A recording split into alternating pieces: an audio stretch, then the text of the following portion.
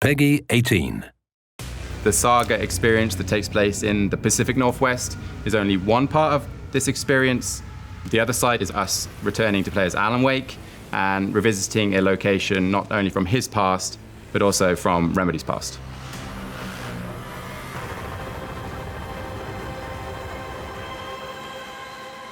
At the end of the first game, Alan Wake dove into Cauldron Lake and ended up in the Nightmare Dimension underneath the lake or connected to the lake. There is a whole world there waiting, and he's been stuck there ever since.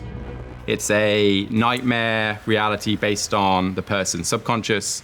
For Alan Wake himself, he's gone back to a place from his past.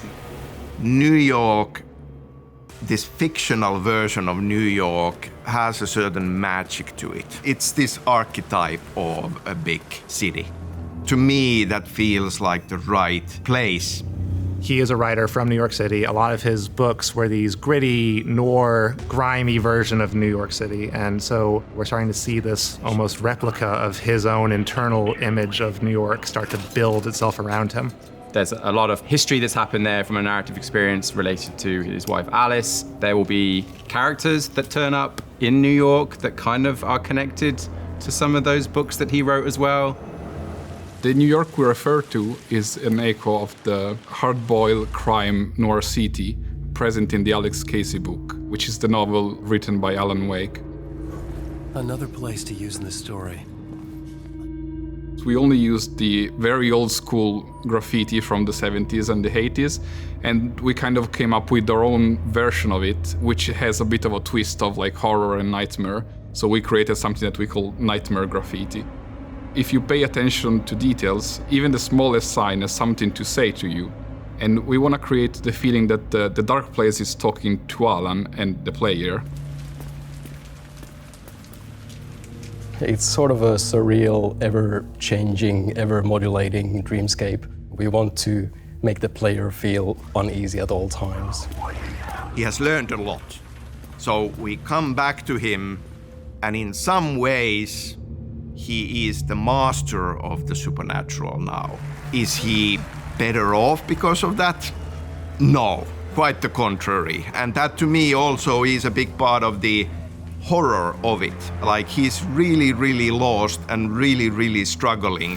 For him, it could be 1 or 1,000 years. He is just in this room with a typewriter, and that's his world at this point. He's just writing and writing and writing and working through a way out, like trying to find an escape through the only tool that he has, which is writing. Saga is fighting for her life while Alan is fighting for his own sanity. It's really about like paranoia, confusion.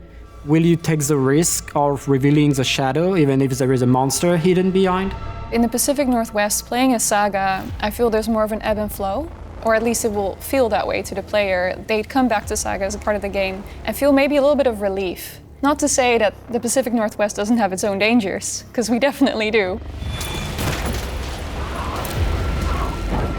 To me, Ilkka Villi, the physical actor of Alan Wake, and Matthew Poreda, the voice actor of Alan Wake, that is who Alan Wake is. There was never any question of Alan Wake being portrayed by anyone else. This is how it works. Ilkka will paint a picture, and then he'll send it to me, and then I'll paint a little bit on the picture, and then I send it back to him. There's this kind of collaboration that we do, and it's very rare that you see us in the same place together. It's singular, and it's ours. Did you write these pages, Mr. Wake? I'm trying to remember it. When we were making Alan Wake 1, we always used to say that he's terrified but cool. I don't think that a lot of the coolness is left. He's in deep trouble. There's no escape. You will never escape. You will drown here. You are stuck in a loop. You don't have a clue. You are lost. There's a humanity to him that you're going to see in this game that you didn't get in the first game. There's a depth. We have a great show for you here tonight. Hi, my name is David Harewood, and I'm playing a character called Wallendor in Alan Wake 2. This is my talk show in between with Wallendor. Alan Wake is here. Alan Wake, one of my all-time favorite writers and guests on the show. He seems fairly affable and friendly and fun. But as the story develops, I think you get an idea that Door is not quite the person who he seems to be. As an actor and a gamer, it's just really cool to be not just in a video game, but to be in a video game made by who I think are probably some of the best video makers. Their storytelling is fantastic, and some of it's really dark. As a writer, you're always thinking, well, my stuff isn't good enough. Is this, going to actually work? And I think Alan is getting that feedback in a much more tangible and consequential way. It's interesting taking your own profession and applying it as a threat to a character. I know you from somewhere. You've just forgotten again. We're in it together. Don't worry. We have been working hard to make sure that Alan Wake 2 is a very satisfying continuation to Alan Wake's journey. It is not the story that you would expect, but in my opinion, it is the better for it, and you will be surprised, and I hope pleasantly.